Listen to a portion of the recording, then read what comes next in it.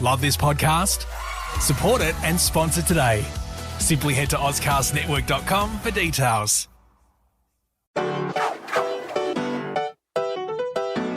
Welcome back, ladies and gentlemen. Another episode of the Unlaced podcast. As I always say, if you're new here, please give us a like and subscribe. It's how we grow. We really appreciate it. And thank you for coming along as well. If you are coming back again, as I always say, I absolutely love you.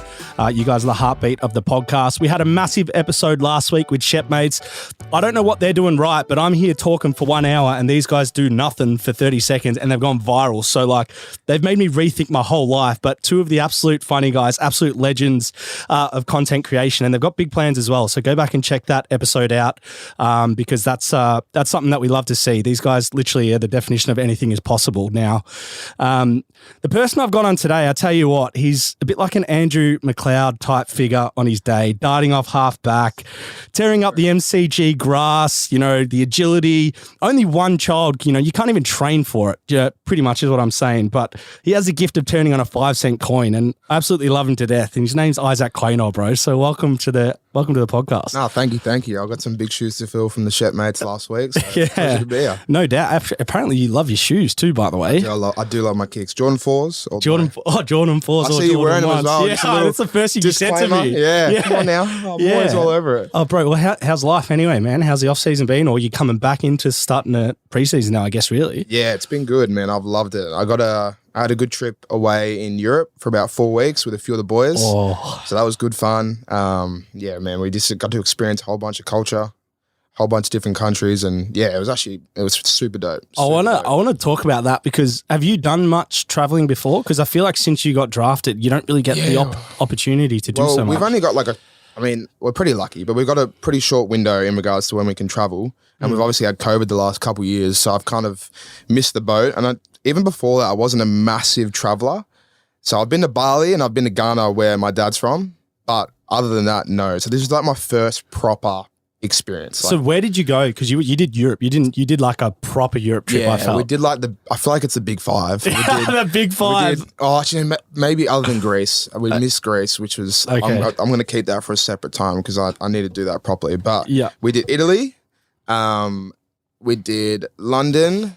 We did Milan, Rome, Positano in Italy. Positano by far my favorite. The Amalfi Coast is just biggest vibe. You start rethinking your life there. You're like, how's this exist? Like, what? I was just in vacay mode. Wake up, sleep in, straight down to the beach. Frozen strawberry daiquiri in hand. Oh, damn, that's a lot. I was just vibing, man. It was that good.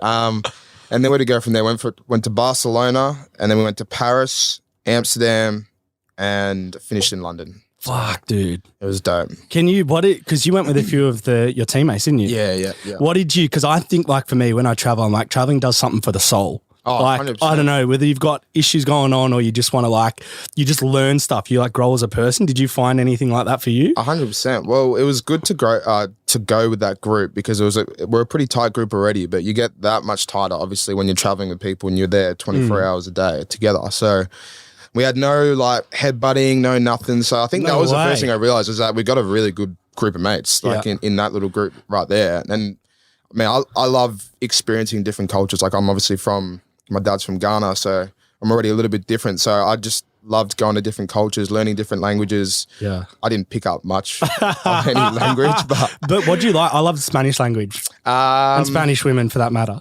Yeah. European women for chicas, all man. matters. Yeah, damn. No, I want to say European for all matters. I mess with the French language. Oh, I thought that was dope. I haven't been to France. That's fucked. But yeah. All I learned was je m'appelle Isaac. That's all I got. All you needed, bro. Some little French kid when we were at the Oval training, and he came up. He didn't speak any English, and that was all we could kind of say to each other. My name's this, and no way. So who did you go with? Let's reel them off. Jack Ginnivan, Tyler Brown, Callum Brown, Nathan Murphy, John Noble. Will Kelly joined us at the end, and Trent Bianco. All right, now I'm going to put you on the spot here, but I want a best on tour and worst on tour out of the lads. So don't have to throw them to the wolves, but we want to know because there's characters to travel with, and then there's brotherhood back in your own town. Well, I want to start with worst on. And I feel like he knows he's worst Let's on. hope he's not watching. John Noble. John Hands Noble. down, worst on. He was there for literally 11 days. He came to Europe for 11 days. What? I'm flaming him. I'm sorry, John, but you deserve a little bit of a flame. But I mean, at the end of the day, he tipped in while he was there. He had things to go back for, so okay, fair much play. respect. So it wasn't necessarily his performance across the 11 days, or is there an element? Oh, there is. Nah, he was good. Or it was more just a short commitment. Yeah, it was just a short commitment. Okay. He was good value while he was there. He's a funny man, and he provides some entertainment. But, Best on? Just because I feel like we spent a lot of time together, it's got to be Guinea, and I'm going to boost the man's ego. He already knows he's. Oh, damn. He reckons he's runs the joint already. But me and him had some good memes. It was good fun. It's good, man. Yeah. I'm glad you did it because it helps you when you come back for preseason, like just to be refreshed. Dude. Dude, I come back, I'm like Monday to Friday, I'm grinding, I'm ready to go. Yeah. I'm happy being back at the club. I don't feel overwhelmed by it. So I think it's gonna be me each year. I need that little 4 week, 5 week 100%, block, bro. Yeah. Do you find it's funny because you're probably when you sit in Positano and you're just looking out, you're like, fuck, man. It was only a few weeks ago. There was intense final series, and like I feel like your days are so clouded with thoughts of the games and like how big it is, and you got everyone on the street being like, fuck, big game this weekend. So to separate it, just to go back on that final series, like how did you deal with that? Because that would have been like your first sort of real run at it with the club. Yeah, it was my first proper one. I've played in a few finals before that, but they were like the COVID years, so it was a little bit, a little bit weird. But yeah, man, this final series was freaking unbelievable. Dude, it was crazy, man.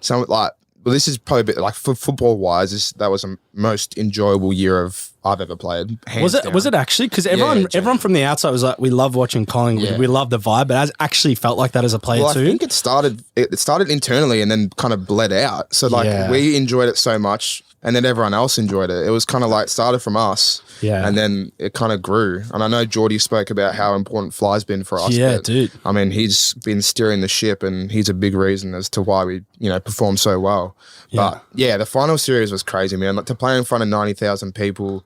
Like I was speaking about it with someone the other day. Like when we came out at the Sydney game, the prelim, you come out to your song. We were warming up, and then Sydney came out to their song, and the Collingwood chant, like it was over the Sydney at the SCG, right? It was. This is what I said, bro. I can't even. I looked at John Noble. I looked at him. I was like, bruv, this is crazy. This is crazy. Like, this is nuts. You're having those chats on the field. Man, like, what the we fuck? stopped what we were doing and we just kind of looked around and like, bro, you just got to soak this stuff. Yeah, man. It's That's crazy. why I think Collingwood's like so unique, because there was pockets of like Collingwood fans and they were just hurling abuse. Oh, man. I said this on the Geordie podcast, and you can probably back this up, but I reckon they were a huge part of why you guys got in with an inch, because it was like the first half I was like, what? Everyone was like, what the fuck?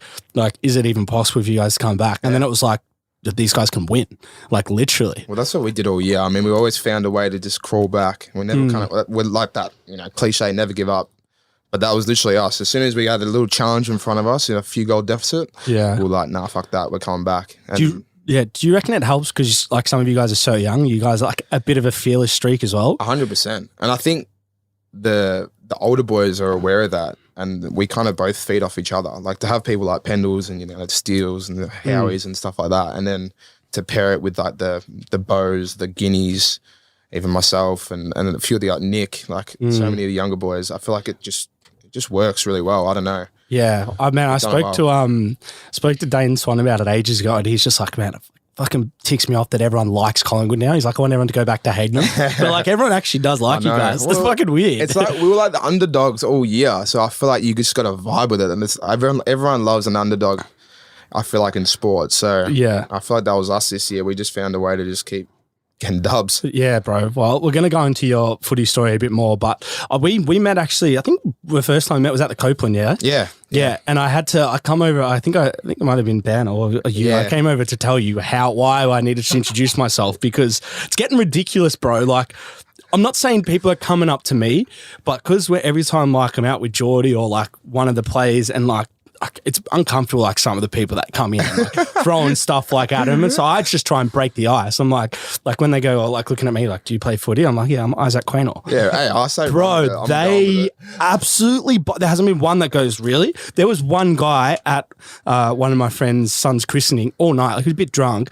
But he just was like telling me how good I was, how good you were, I should say, for like an hour, like on my shoulder. Like, bro, yeah. And I was like there, like, fuck, I've really overdone this now because like I'm like annoyed that this guy's still here. Deep now. Yeah, like I'm talking like half back, like my vision, my step, like how I'm working, like how I'm the loose man, how my running game. I'm like, fuck, I'm going beyond my knowledge here.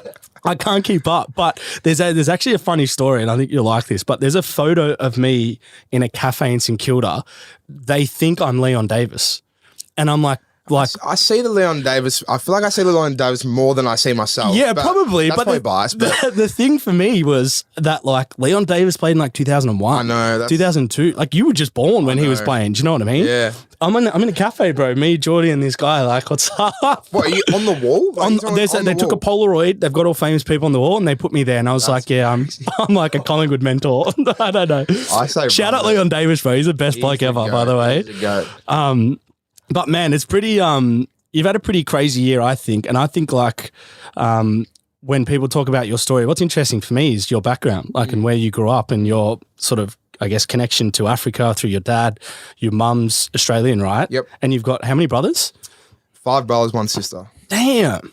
Yeah, big African family's always big, bro. Always. Let me guess, your dad's got heaps of siblings for sure, probably. Yeah, he's like one of 8. Shit. 9. That's crazy. So were you born, raised here? Or? Yeah, born and raised in Melbourne. So like I've always been here. All 6 of us Quaynors have all been born here. Yeah. But yeah, I was lucky enough to go back when I was 10. 10. I had my 11th birthday there. I was there for 6 weeks. The whole summer holidays I was there. Got to meet all my family. It was pretty dope. Dude, do you remember it at all? Is it too long ago now? Yeah, that's the thing. It's like I remember bits and pieces, but yeah, like it's very patchy. But I remember having like an unbelievable time. Yeah, okay. Because one of my favorite trips I ever did was to Africa. Where'd you go? I went to Kenya with my best mate, similar to you. Dad was Kenyan, mum was Aussie, big family, and dad passed away, so we went to Kenya to like see all the family. Right, yeah. Bro, it was the best. Like honestly, it was supposed to go for sad reasons. It was the best trip we ever had. Yeah, like, it was just unbelievable. Beautiful, man. I need to do like I've only been to Ghana. I'd love to do a few other countries around there. You watching the World Cup or not? Because the Ghana Black Stars, bro, they're making waves, bro. Ghana Black Stars, 3-2. Yeah, 3-2, bro. They're up and about. Just watching bro. the highlights just before. They're a good team. I'll be honest. I'm not that loyal to the point where I'm waking up. Yeah, fuck I need my beauty sleep, but like we've been watching the highlights every now and then, and they seem to be doing well. Because you're jacked like naturally, and I'm like. Look, when me and you get jacked, and like it's usually because you're black genes and but it might be actually correct with your Ghanaian genes. Oh yeah, he always says it as well. And a lot of people do. Like I'm genetically advanced a little bit in that regard. It's like I'm naturally quite big and muscly, and I don't really need to do that much weight, which I'm very like thankful for. But yeah, that's all dad. Dad's pretty jacked. Is he really? I get it from him, yeah. Shout out the boss, man. Yeah, well, because we do our research on the Unleashed podcast, and I got told a story about your pre-draft story, which I wanted to share because feed me. Nothing was ever gifted to the man Isaac Quaynor. That's what I'm trying to get at here. But so you finished school younger than like most. So you would have finished 17. So you hadn't been drafted yet. So you had like a gap year, you could say. Yeah. So I was told by the Oakley Chargers faithful that what time did training start usually? 4:35? Yeah, about 5 o'clock I think it was. Yeah, and IQ was in the gym at 3 p.m. before every session. Yeah. Till training. Yeah. Right. Yeah, I actually, when I look back, I don't know how I did that. Like, that's true story? Yeah, no, that was me and Dan were putting in the work early. I got to give him his respect as well. But, damn. Yeah, because we did uni together. So we do. We finished at 3 in Richmond. So we did uni in Richmond. So we'd just take the train straight from Richmond to Oakley. There's no point going home. So we'd just pack all our stuff and then, get in the gym early and get to work, which was dope. Bro, because like I feel like, dude, like some people don't see that stuff. So they just see you go pick 13, 2018, get given the number 35, which is like a big thing at Collingwood. And then you just start playing games. But it's like a lot of people don't get to see the blood, sweat and tears. So did you always know you were going to be sort of that high level draft pick coming into draft year? Because it fascinates me that most draftees or some don't actually know how high they're going to go coming into that year. Like that year is really critical. Yeah, I didn't I was actually speaking about that with someone yesterday, like with Pat Lipinski when we were doing a run. I was chatting about how I played there's like an all-star game at the end of each year, and it was in my bottom age year. I got just like a lucky invite to this all-star game, and that was how I played all right and got selected in the academy, and that was when things started to become a bit more real. Yeah. Like at that point, I was kind of just this like bottom ager, who showed a bit of potential and like, who knows? And it has the ties with Collingwood, but not sure yet. Yeah. I think once I made that academy, I was like, damn, like this is the top 32 players in Australia. Like, shit, this is pretty real. Yeah. And then I think from that point onwards, I was like, nah, I'm going to make the most of this. And so I think it only started to become real towards the end of the year. Was there an age where you went all chips in on like, I want to get AFL, I want to be drafted, all that sort of stuff? Because I'm aware that you played like every sport growing up and you didn't have like a number one. Nah. Which is kind of the curse when you're athletic, because you're like, I can do a bit of everything and be okay, but like footy for you obviously came to be the one. Yeah, for sure. I was that try-hard in PE class that would just be like trying to take on everyone in every sport. Really? It didn't matter what it was. Badminton, I'm taking over. Apparently you were handy at soccer too. Yeah, I was all right. Athletics, basketball. Back. Yeah, right back. Did a bit of athletics, did basketball. I loved volleyball. I hate cricket. So stuff cricket. Man, they're losing people because they used to stand in the field all day. Yeah. People are like, Yeah, no, I've got beef with cricket just because we weren't allowed to wear boots in pre-season with football, so I'll just be getting mad at cricket. But, I won't start no beef with no one. But what was the question again? I've gone on a side tangent. Oh yeah, we're talking about you're multi-skilled at sports. So when did you go all chips in on AFL? It was probably around. So I was playing basketball up until like Friday night rep league up until I was 18. So so in my top age year. Is that right? Yeah, so my top age year, I only played like he knows more about my story than I do. I only played like maybe 5 or 6 games because football was my main commitment. So it's probably at that point when I went into my top age year of basketball and football where I was kind of like, well, I'm not 6'9" and putting getting my head in the rim. Like I'm just 6 foot. You need to shoot the lights out like 6 foot with shoes. 6 foot with shoes, baby. Yeah. But yeah, it was about the age of 17. So I was actually pretty late, to be honest. I wasn't. I still love basketball. Yeah. Is that your go-to sport? It's probably my first love in regards to sports. Like, I find it so therapeutic. Like just going to get some shots up. No way, because I was actually going to ask you this. Because for me, I always take a lot of inspiration from other athletes across other sports. Do you have the same thing? Like if you're in love with other sports, like is there any, because sometimes like I played soccer, but I would like LeBron James or Michael Jordan. They were like my idols. Yeah. Like, how does that work? Yeah, LeBron James is like my idol. I've been the biggest LeBron James bandwagoner since day Have one. you? Yeah. I'll be honest, I've gone off him a little bit lately. I'm trying to start my own wave, so I go for the Hornets now. Oh, Charlotte. Yeah, I'm messed with the Hornets. But good team. Yeah, up until the last couple of years, I've been, the way that he goes about it on and off like the court is just crazy. Like, and for me, he's the GOAT. I know it's very controversial, but I never got to really watch Jordan play. So like, true. From what I've seen, he's just like unbelievable, man. What I wanted to talk about, because obviously we got your Ghanaian background. One thing for me, like particularly when you would have been coming through the AFL ranks or the sort of youth ranks, I should say, the rep teams, like there's what I've noticed now more with the AFL, it's more common that there's a multicultural aspect, like people from other backgrounds are actually elite in the AFL environments. Was there anyone for you that you kind of looked up to or still look up to as like sort of that person that you could be like, oh, these guys kind of look like me. That's pretty cool. Like they're doing well. Heretia Lumumba was when I was... You play a bit like him, don't you? Yeah, well, so that's the thing. When I was a little kid, I grew up going to Collingwood, so like I'm living the dream. But which I find fascinating as well. It's crazy. It's crazy. I'm very lucky. But me and one of my other mates he'd take me to the games almost every week. And we'd like be running around through the like there's obviously massive crowds when you're trying to walk through the MCG, and we'd have a footy and we'd be handballing and like kicking in and out of people, and people would always be like, oh, you're Harry O'Brien, you're Harry O'Brien. Oh man, and I used to love it. I was running. I'm like, baby, come on now, let's go. Because he was a goat back then. Oh man, he's still doing pretty well right now. But like, I think he was the one who I was like, this guy, like I actually we look very similar. Yeah, and like. Somewhat similar stories, and I think that was the first person that I was kind of like, damn, well, like he's done it, so I can do it. And I know his road to get into the AFL was, it wasn't the traditional route. It was, he had to left, right. Yeah, he had to do all these different turns and finally made it. So, He was one, and then obviously like Majak Dor was. Yeah, you know, he Majak kind of paved the way for a lot of Africans and especially Sudanese people. Yeah. So yeah, big ups to. There's a lot of Africans on lists now, dude. Heaps, man. There's actually 4 half Ghanaian, half Australian. What? Yeah. No way. Dope. Yeah, there's. You'd have like an Australian Black Stars team, the Ghana team. We're almost got a starting 11, bro. I'm leaving to go to an AFL run. It's like a multicultural and Indigenous camp for the next 3 or 4 days. So there's going to be I don't know if this is like. Hopefully this is everyone knows, but there's like going to be like an exhibition game that's like multicultural versus Indigenous in Feb. Oh wow! Yeah, so that's going to be dope. Dude, that's the first time I think that's happened. Dude, breaking news, man! This is what this podcast does, bro. People drop their guard, they say it, and they leave like, "Fuck, should I have said that?" Yeah. Like, damn, bro. That's all right. If we need to, we can edit it out. Don't stress. I'm pretty but sure. dude, that's fucking crazy, man. So has that ever happened before? I don't think so. Raiden, you would know that. I don't think that has.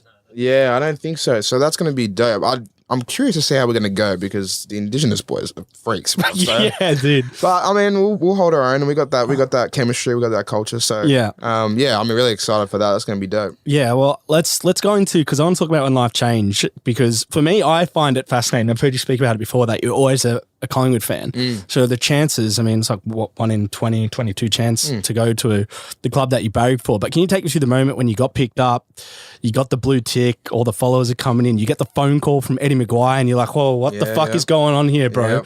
Yep. Can you take me through that phone call with Eddie Maguire when you get drafted? Because we don't get to see or hear what that's like. Yeah, well, draft night was a bit of a blur. Like, I feel like it is for everyone. And I was at Marvel Stadium, so I was there, and I kind of knew, I knew going into it that, you know, I was basically going to get picked by Collingwood. They essentially said that.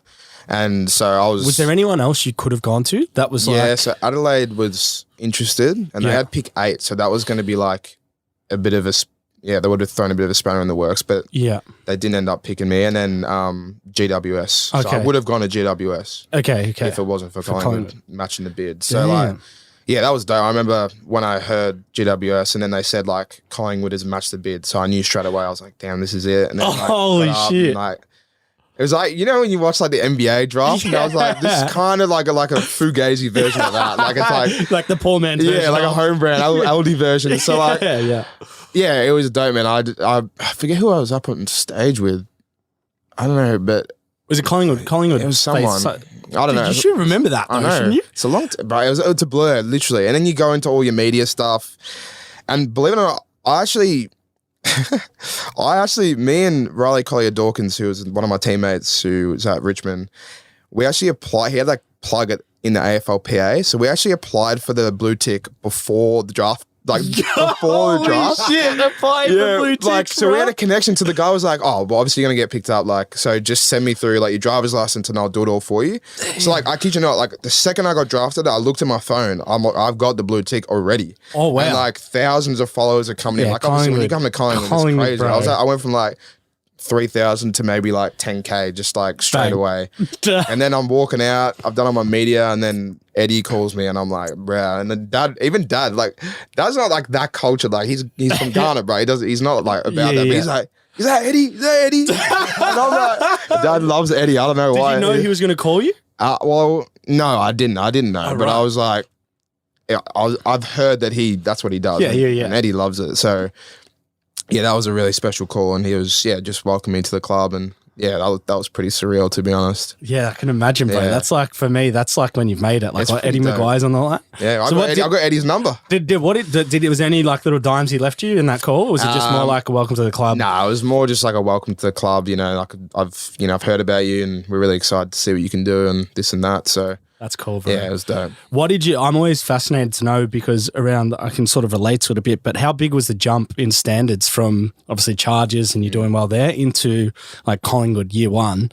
Yeah. Like for you, what was sort of the biggest thing that you noticed, like, fuck, I got to improve on that? I think for me, like, this probably was, it was relevant probably up until my second year.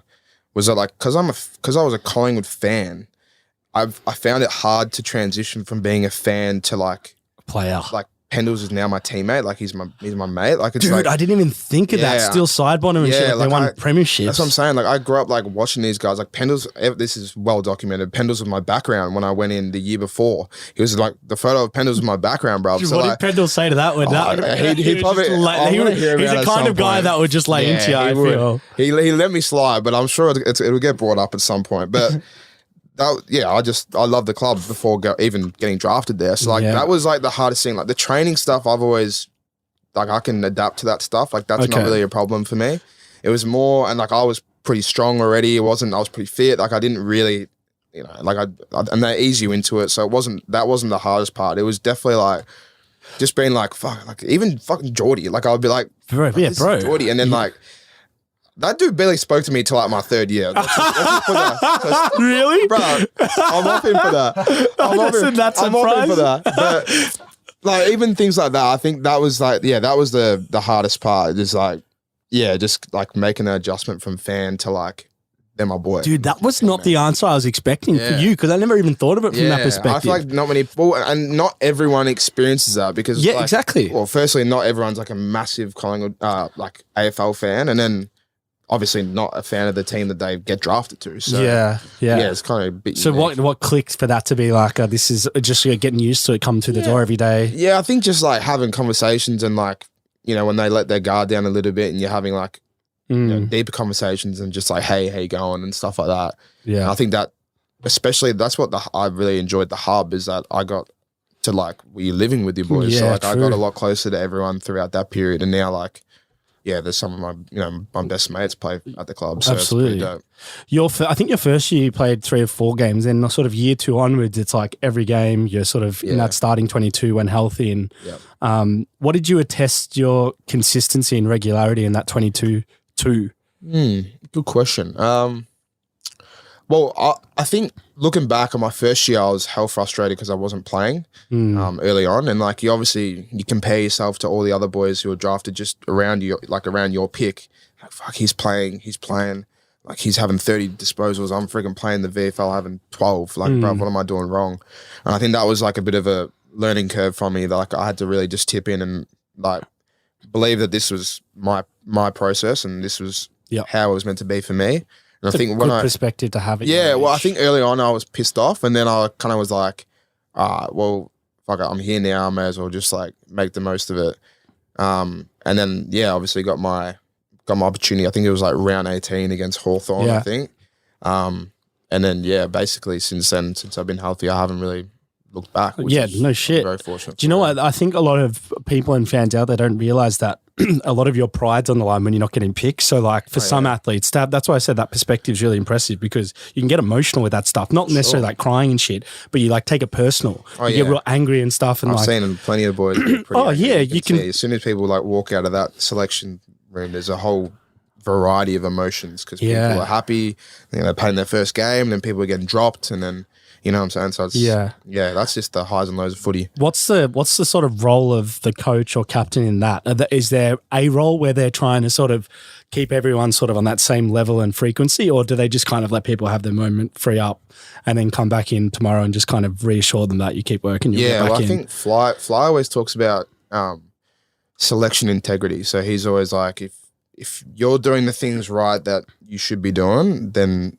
you'll put your name in the ring. Like you'll be every chance to be picked if you're not playing already. Yeah. And I think that's a good way to look at it. And I think like as a coach, like man, it's tough. You got like 40 something players that you got to have conversations with. You can't get to everyone at every point. Yeah. Dude. So like I remember when I wasn't getting picked and like I wasn't really having, this is back in my first year, I wasn't really getting much feedback as to why, and I was getting a little bit frustrated, and like I was having conversations with my manager, and he was just like, just keep tipping in and eventually you'll be able to crack it. And I think eventually we did. But I think the best thing is like transparency. Like I think having the skill to be able to, or the courage to be able to go into the office of the coach and be like not on some like beef stuff, just like on some like not on some gangster shit. You're not coming up there like, bro, what are you doing? It's just more like what do I need to do to, put my name forward? Yeah. I think that I actually never did that. So like if I had my time again, I would do that, but hopefully I don't get dropped again. Yeah. I don't have to worry about it. But yeah, I think that's a really important skill.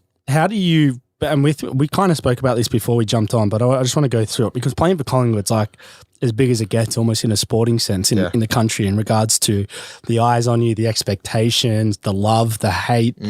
How do you kind of, and this is what I'm going to bring to you in a sec because I want to see what you say, but like how do you as like still be Isaac Quaynor off the field and enjoy your life and separate from the pressures or the performance? Because some weeks you might play 10 out of 10, some weeks you might play like 5 or 6 out of 10. Yeah. But like to try and keep your sort of balance as a human being in an environment where it's not normal. Yeah. Like is there anything you kind of fall back on or do to manage that? I live with, I call him Chick, so you Chick? can call him down here. That's his nickname's Chick. Yo, so what's up, Chick? It's a guy, just so everyone knows. Yeah, it's a Chick. I live with Dan, and I think he's someone that like when I go home, it's like I kind of enjoy not being around the football. Yeah, so it's like I have that balance already when I go home. And before that, I was living with my mum and her partner and my 3 brothers. So I'd go home and it wouldn't be about football. It'd just be like chilling. But it was a pretty hectic household. So now I'm happy to just go back into my apartment and just chill with him. But I think, having good friends and family is like what, I mean, it's hell cliche, but like that's just what it's about for me. Like I got a really like good core group of mates outside of my football boys. And then I'm really close to my family as well. So like I think falling back on those two, it's helped me heaps with like that balance stuff for sure. Yeah, because you got to have that separation as well. Yeah, it can become too intense, and I think even like I live in Richmond, so it's like pretty. It's that's already a very football. It's a football hub, so it's like to get away from that. Sometimes it's good. So like when I go back home, I feel like that's good. I get away from the bubble. Yeah. What do you think he does well to manage it? Because because you would see it firsthand living with him, like. Because I see it with Geordie, then I'm like, fuck, I don't know how you could do, like go through what you do. But then I see the sort of things that he does to manage it. Like, what do you see? Because he loves his cooking. I'll tell him that. Oh yeah, apparently you're a top. Baby. Apparently you're a undercover chef. Is that African vibe coming through, or have you actually? It is, man. I don't know. I don't know. I just really enjoy it. Like I just actually, you know what? Maybe it's worth going into some little stories around Isaac. That would tap in, bro.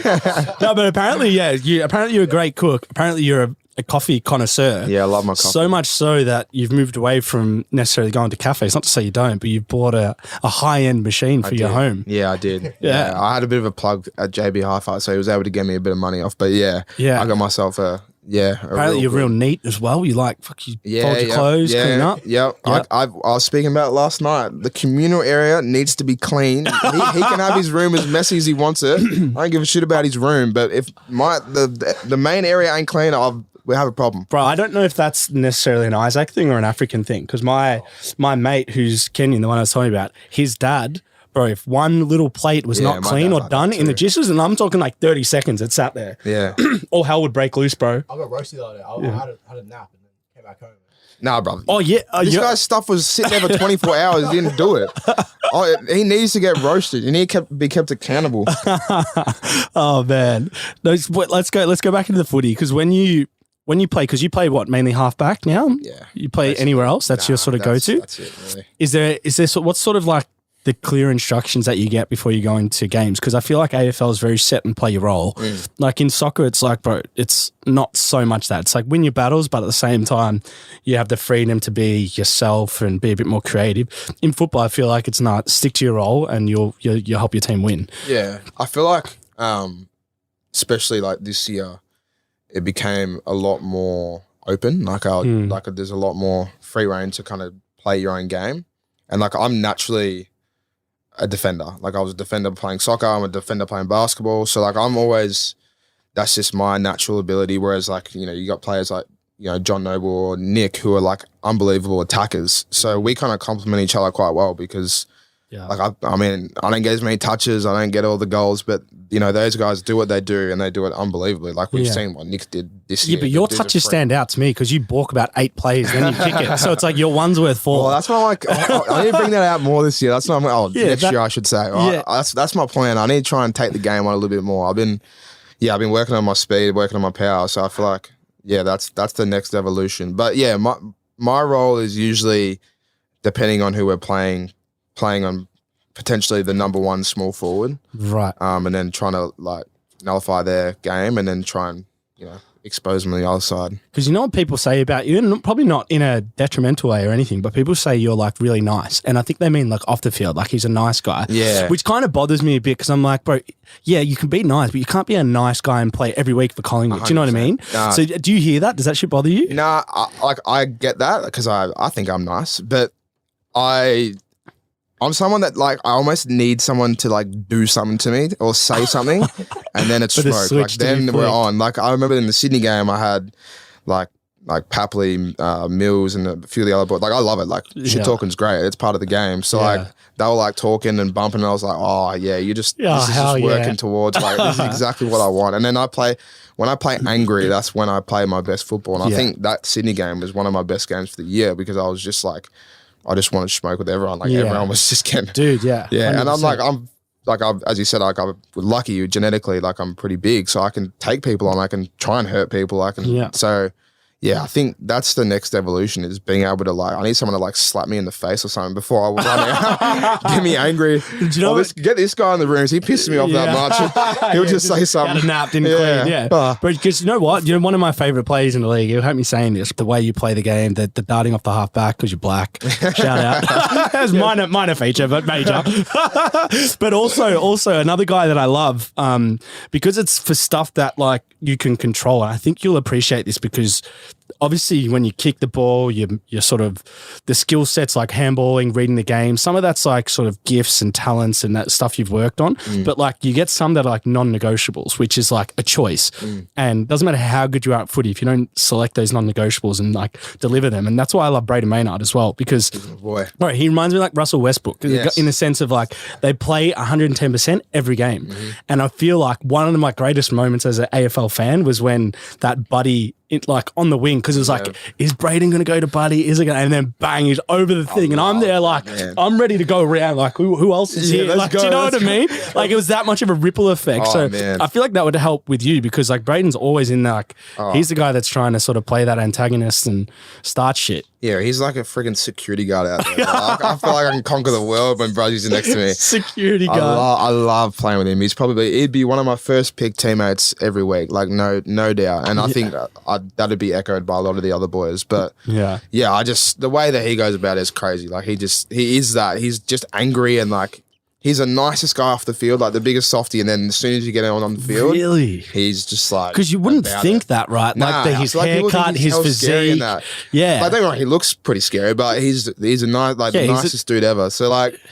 Yeah, I've a lot of props for him, and he got exactly what he deserved in regards to the All Australian selection this year. Like I love seeing someone like him get picked because I feel like people like that always like get overlooked because he don't get all the touches and all the speckies and taking outs. Like he's just like raw effort, just dominating his opponent every week. And it got rewarded, which is sick. I love that. Yeah. I love that. What for you about this group so special? Because we kind of spoke to it with Geordie, but we probably spoke a bit more about like Fly and his sort of connection to the group, but like sort of around the personnel, because you've got such a dynamic group of young to senior players that have like done it all to people that haven't really tasted anything in the AFL yet. Yeah. Like, what is it for you when you're between the four walls? You're like, this is why this group's special.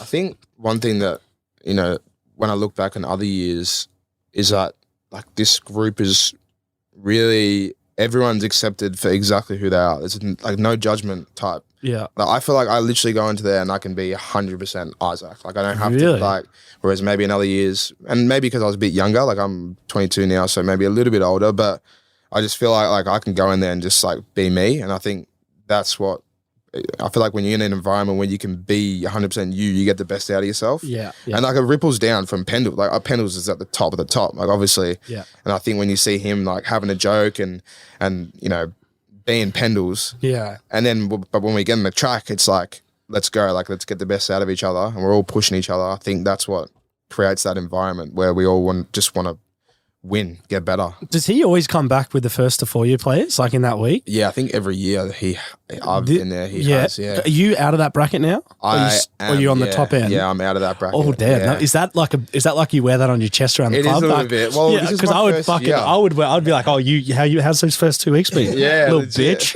Yeah, this is my first year out of it, and I felt good. I didn't go on Monday. Yeah. Me and Pat ended up doing something else. But yeah, it's pretty cool being out of that group, to be honest. I'm not gonna lie. Or just having the option to be like, nah, not today. Like, I mean, I still train, so it's like I still Yeah. But like, it's just you got a bit more freedom to do what you want. Like I've been seeing this strength and conditioning coach flat out, and shout out to him. And I really wanted to go see him. So that was why I did my own session, or else I wouldn't have been able to do both. Yeah. What for next year, 2023, what would be like a good season for you individually? Because I know collectively that's sort of what you guys are going for, is to win everything and have a good year. But just for you, for what would help that individually? Do you look at those sort of things like goals and that? Or? I need to sit down with myself and map out some goals. I'm someone that when I write something and I put my mind to it, I usually can do it. So that's something each year I've done. And I've not always quite got there, but like I remember last year I put down I wanted to make the 22 under 22 again. And I was lucky enough to make that again. So that was pretty dope. And then I think the next steps are like I want to continue to take the game on, because I know people love watching that. I know that's one of my strengths. I think that's your X factor to the team as well. 100%. And I think I just need to be in a mindset where I'm just more confident and continue to do it. Like even if I get caught holding the ball, like fuck it, move on to the next one. And the coaching staff are great with that. They want me to take it on. Yeah, it's just up here. Yeah. So that's probably the next evolution. Is like my defensive stuff is always pretty sound. Yeah. It's more the offensive stuff and like breaking lines, kicking goals. Like I think that's the next evolution for my game, and then we'll see from there. I reckon you could be All-Australian, bro. I think you got it. I think you got it. I think you have everything you can do. Yeah, to do it. I'm calling it here, actually. I'm calling it here. That's huge. Yeah, it's huge, bro. But you got to say it for it to happen. Well, yeah, it's just in the same sentence. Baby. Australian. Let's fucking do it, bro. Let's do it. Because if we don't get there, we're going to be close, and close is better than not there. Aim higher than lower. Fuck yeah. No, I love that. Good shout. I got a few questions here that are going to make you think to round out the podcast. So if you need some thinking time, we'll insert some music probably. But what's the best piece of advice you've got since you've been in the AFL? Like something where you're like, oh fuck, that was a dime. You've got such good people around you, from senior players to now coaching staff. We've spoken about like the heroics of Jackie Lauder under the table, but like just generally, what's sort of been for you a really powerful piece of advice that doesn't have to necessarily be footy related as well? The Collingwood's always really big on the balance of football. I think that was something that early on I was very like intense. Like I was going to the club 7 days a week, gym every day, like day off. I'm doing recovery at the club, this and that. And I think by the end of it, I didn't think I was like this, but I started to get a little bit burnt out. Right. And I think, having the balance, and I know that's something that Geordie does really well, and you'd see that firsthand, is like he gets to work when he's at the club, but like as soon as it's like 3 o'clock, like he's gone and he's chilling out, doing whatever he needs to do, and that's what gets his mind right. And I think if your head's in the right space, then your footy stuff will come along as well. So I think that was something that, I've definitely started to realize, especially over the last, year or so, is that like, getting your mind right outside of football. Like I'm studying Bachelor of Business, and even something like that, like is something that I don't enjoy it at all, but I know it's important, and that's, one day I would love to own my own business. So that's, I've heard a low key goal. I don't know if it's low key now, but I don't think you know what it is. But you want to make $1 million in business. Like you want to be a millionaire. I always say I'm going to be a millionaire business. I love that, bro. Well, you probably want to start one. I know.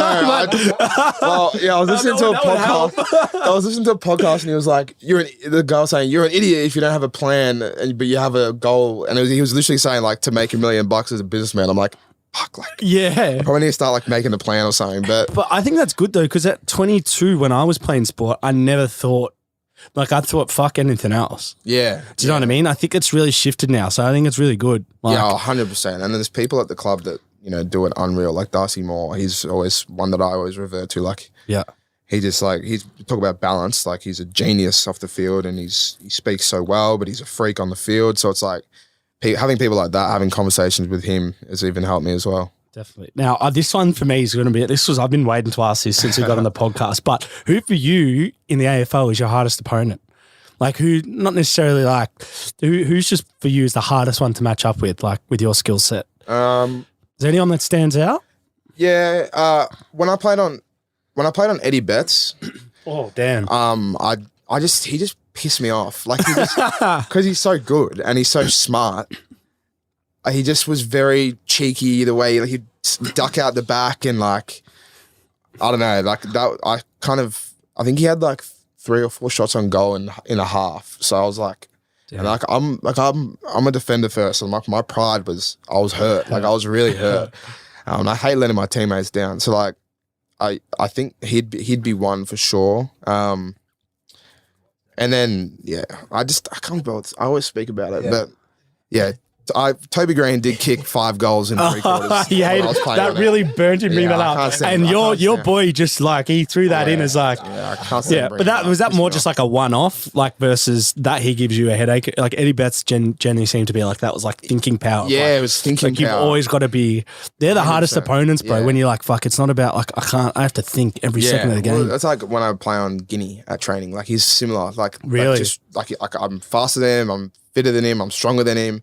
But he's just hell smart and very, very skilled. Yeah. And I think playing on people like that is when I like that they're like they challenge me. Yeah, I've actually never met Jack like personally, but how like I'd be interested to know because you're pretty close to him. Like, how was last year for him with everything that went on? Like, how did he? Because his performance didn't really drop off, and like, he had a great year. Yeah, for what like from day dot, man, the stuff that was going through, like people were talking about it, and like Kane Corns early, then he wins an Anzac Day medal, and then people like the high tackles, so much pressure on such a young kid, like human being first, then AFL player second.